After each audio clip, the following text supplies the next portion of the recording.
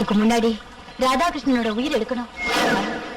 இல்ல, ராதாகிருஷ்ணன்னா எனக்கு உயிர்னு சொல்ல வந்தேன். நான் என்னவோ நினைச்சேன், சுகந்தி மாதிரி ஒரு சூப்பரான பொண்ணு போட்டோ எடுத்து அதை பெருசா ப்ளோ பண்ணி அதை பாத்துக்கிட்டே இருக்கணும்னு எனக்கு ஆசை. ராதாகிருஷ்ண மாதிரி அழகான ஆம்பளையோட தலையை வெட்டி எடுத்து முன்னாடி வச்சு அந்த முகத்துக்கு பவுடர் பூசி இப்படியே பாத்துட்டு உட்கார்ந்து இருக்கிறது எனக்கு ரொம்ப இஷ்டம். என்ன? ஒண்ணு இல்ல, ரொம்ப தாகமா இருக்கு. எனக்கும் நிறைய தாகம் இருக்கு கிருஷ்ணா, தீராத தாகம்.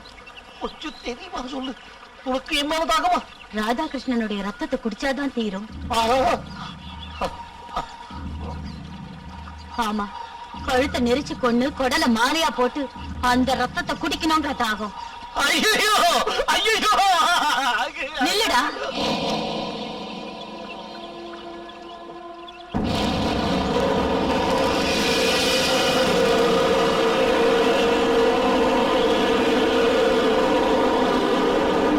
இங்கிருந்து உயிரோட திரும்பி போன நினைக்கிறியா? அப்போ உன் கூட்டாளி கிட்ட போய் சொல்லு, ரோசி இங்கதான் இருக்கா, இந்த காட்டை விட்டு எங்கேயும் போகலன்னு. அவனை நான் கொண்டு போவேன். அதை யார் தடுத்தாலும் அவங்களை கொண்டு ரத்தத்தை குடிப்பேன்.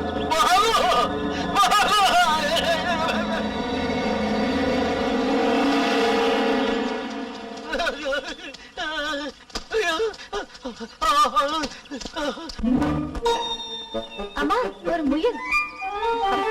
அது பாட்டுக்கு போட்டுமே. ஹலோ, என்ன வேணும் உங்களுக்கு?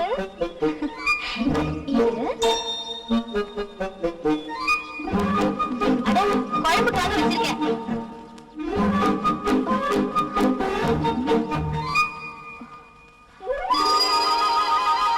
ஏய், நில்லு. அடியே, ரொம்ப தூரம் போயிடாத.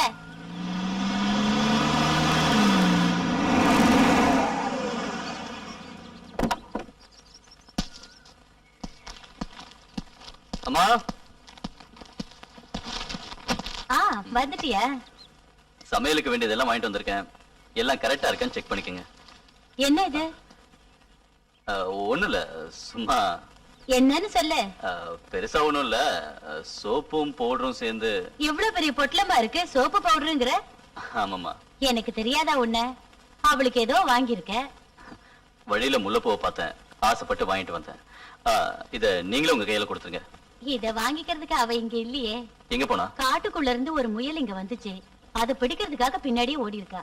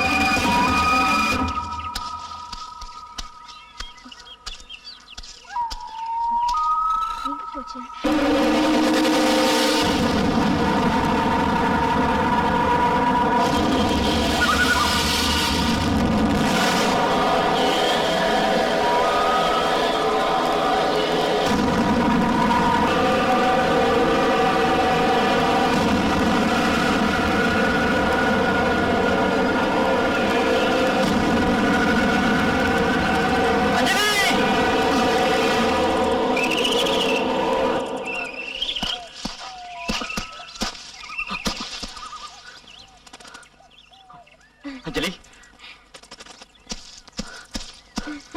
இங்க என்ன பண்ற? என்னங்க, ஒரு அழகான முயல் இந்த பக்கமா போய். முயல் அது எங்க வேணா போய் தொலைட்டு, நீ வா. ஏங்க என்னாச்சு? எனக்கு ஒண்ணும் ஆகல. நான் ஏற்கனவே உங்ககிட்ட சொல்லிருக்கேன்ல, இது மாதிரி இடத்துக்குலாம் தனியா வராதுன்னு. நீங்க சொல்லவே இல்லையே. சொல்லலன்னா இப்ப சொல்றேன், வாங்க கூட.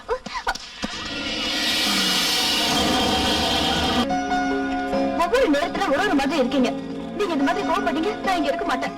இனிமே கோவப்படல, போதுமா? வா.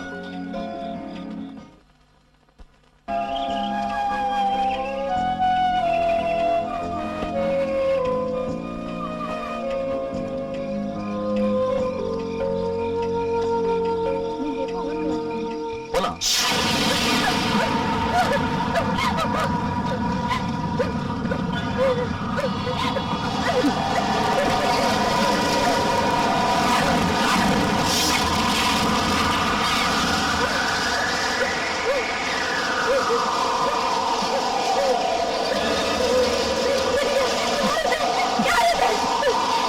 ரோசி, இந்த பாலகோபால உயிருக்கு உயிரை காதலிச்சு செத்து போன ரோசி. உனக்கு முன்னாடியே நான் மனசால கல்யாணம் பண்ணிக்கிட்டவளாக்கும். எங்களோட சந்தோஷம் நிறைஞ்ச வாழ்க்கைக்குள்ள நீ எதுக்கு வந்த? நிறைய கனவு கண்டவங்க நாங்க. ஆனா நீ அதை புடுங்க பாக்குற. செத்த குழியில போனேன்னா வெளியில விட்டு நான் விட்டு தர மாட்டேன். ரோசி, நீ ஒரு ஆத்மாங்கிற மரணத்தை என்கிட்ட பேசிட்டு இருக்க. சரி, ஆனா ஆத்மாவுக்கு ஒரு மனசு இருக்கு. வாழ்நாள் பூராவும் உங்களுக்காகவே வாழ்ந்த மனசு. அந்த மனசுக்கு அமைதி கிடைக்கணும்னா நீங்க எனக்கு சொந்தமாகணும். இதை எனக்கு விட்டு கொடுத்து இல்லனா உடனே சேர்ந்து வாழணும் முடிவு பண்ணிருக்கேன். ஏதாவது ஒண்ணு நடந்துச்சுன்னா நடக்கும். இங்க வச்சு இந்த நிமிஷம் என்னை யாரும் ஒண்ணு செய்ய முடியாது.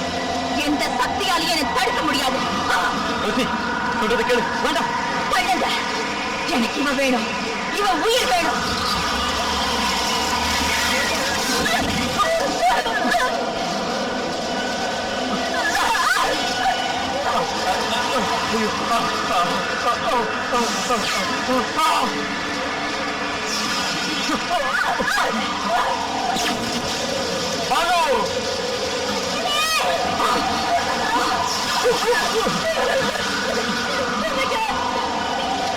தேவைப்பட்டா எல்லாரையும் எரிச்சு சாம்பலாக்க என்னால முடியும்.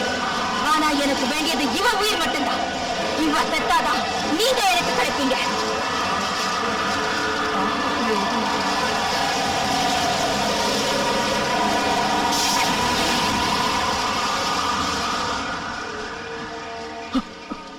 அஞ்சலி,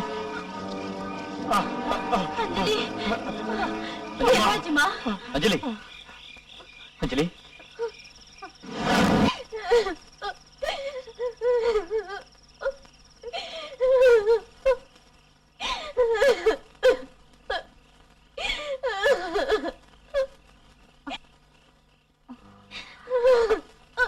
அங்க பாத்திரம் உண்மையா பாலு? உண்மைதான். கொஞ்ச நாளா அவ என்ன ஒரு நிழல் மாதிரியே பின்தொடர்ந்துட்டு வந்தா.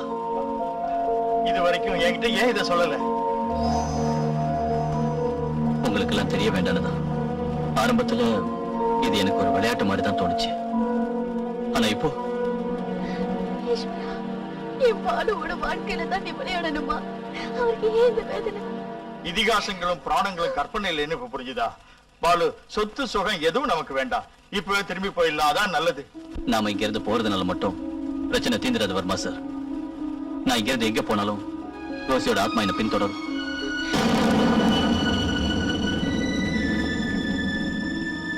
தற்சமயம் அஞ்சலியை கூட்டிக்கிட்டு எல்லாரும் இங்க இருந்து புறப்பட்டு போங்க. உங்களை இங்க தனியா விட்டுட்டு நாங்க யாரும் போக மாட்டோம்.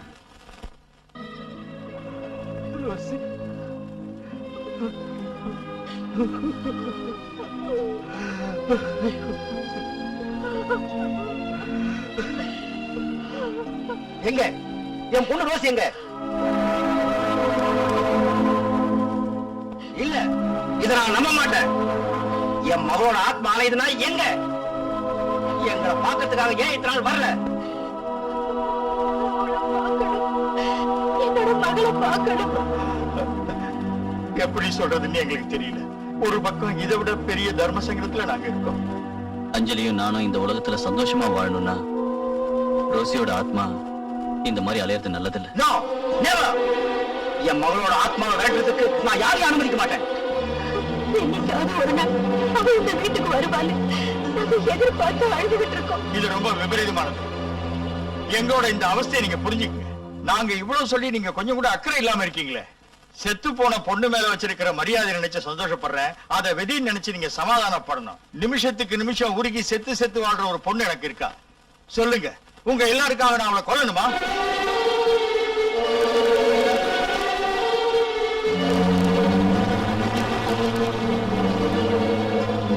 ஒரு ஆத்மாவுடைய பிடியில சிக்கி துடிச்சுக்கிட்டு இருக்கிற எங்க குடும்பத்தை கொஞ்சம் பாருங்க.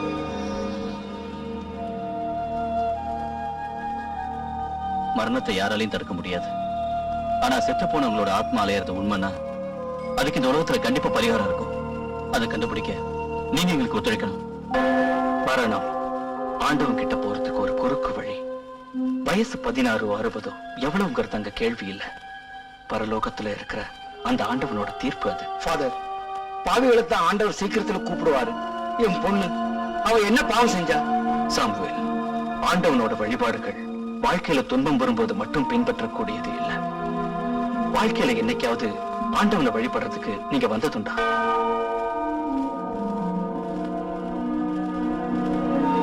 மரியா, மகளோட பிரிவு தாங்கிக்கிறது கஷ்டம். ஆனா அதை நீ ஏத்துக்கணும். அமைதியான ஒரு ஆழ்ந்த உறக்கம்தான் மரணம். அமைதி நிறைந்த ஒரு உலகத்தை காண அந்திம காரியங்களை செஞ்சு நாம இறந்தவங்களை வழி அனுப்புறோம். Rest in peace. அதுக்கு நேரா எந்த ஆத்மாவும் பூமியில அலையவே கூடாது. ஒரு ஆத்மாவும் அழவோ வேதனைப்படவோ கூடாது. மிஸ்டர் பாலு, நிலைமை இவ்வளவு மோசமா போனதால எனக்கு தெரிஞ்ச ஒரே ஒரு வழிதான் இருக்கு. ஆத்மாவை அடக்கி ஆளக்கூடிய ஒருத்தரை நாம இங்க வரவழைக்கணும்.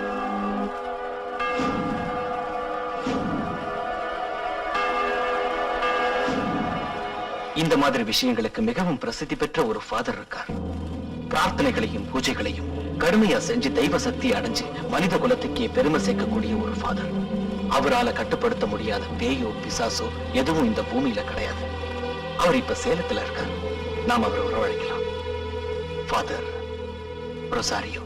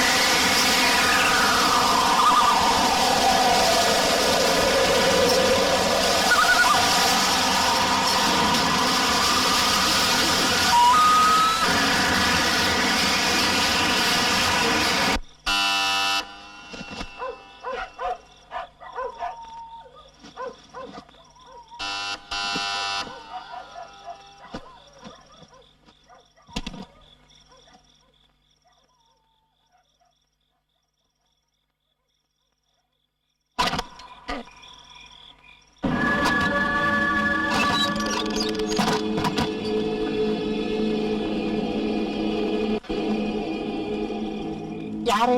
நான் ரோசி. என்ன பயமா? நான் ரொசாரியோ. ரோசிய துரத்த வந்த father Rosario. May I come in?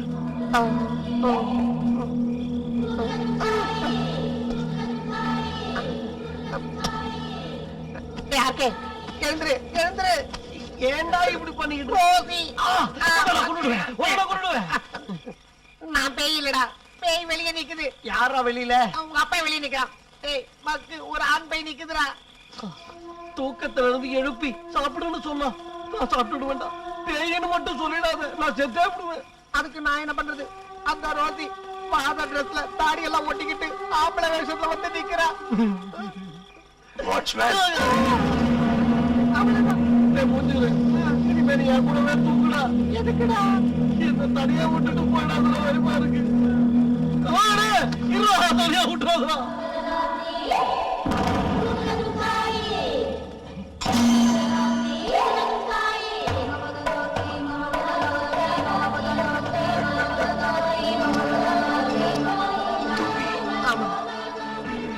Radhakrishnan, பேரெல்லாம் மனப்பாடமா சொல்றாரு.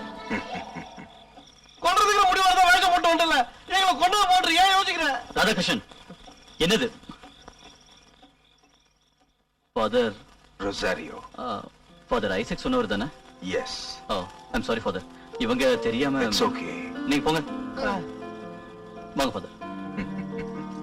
இந்த ஆத்மாக்கள் சில சமயம் நம்ம கண்ணை கட்டி வழிய மாத்திடும். ரோசி, அவ என்ன 3 கிலோமீட்டர் அதிகமா நடக்க வச்சிட்டா. ஃபாதர், நடந்தா வந்தீங்க? எஸ், ஸ்டேஷன்ல இருந்து நடந்து வந்தேன். பயங்கரமான இருட்டுல ஒரு துளி கூட வெளிச்சம் இல்லாம காட்டையும் மலையும் தாண்டி வந்தேன் இன் சர்ச் ஆஃப் ரோசி. அஞ்சலி உங்களோட. எஸ். நீ ரோசியை பார்த்த இல்லையா? How is she? Nice, smart. Hey, cool down. It is quite natural. கல்லறையில இருக்கிறவங்க எல்லாம் ஆண்டவனுடைய பாதத்தை அடைய ஒரு சமயம் வரும். அப்போ நன்மை செஞ்சவங்க எல்லாம் தெய்வத்தோட பாசறைக்கும், தீமை செஞ்சவங்க எல்லாம் பிசாசோட பாசறைக்கும் சவக்குடியில இருந்து வெளியே வருவாங்க. ரோசியும் வெளியே வந்திருக்கா. ஃபாதர், எங்களுக்கு நிம்மதியே போச்சு. சாத்தானுக்கும் கடவுளுக்கும் நடுவுல என் குழந்தையோட வாழ்க்கை. I know. It is really a big crisis. Father சொன்ன மாதிரி நாங்க எல்லா ஏற்பாட்டையும் பண்ணியாச்சு. இன்னும் நாங்க என்ன செய்யணும்? Only one thing. எப்பவும் இங்க வரவே கூடாதுன்னு நினைக்கிற ரோசியுடைய ஆத்மா இன்னைக்கு ராத்திரி இங்க பறந்து வர்றதுக்கு நீங்க எல்லாம் பிரார்த்தனை செய்யணும்.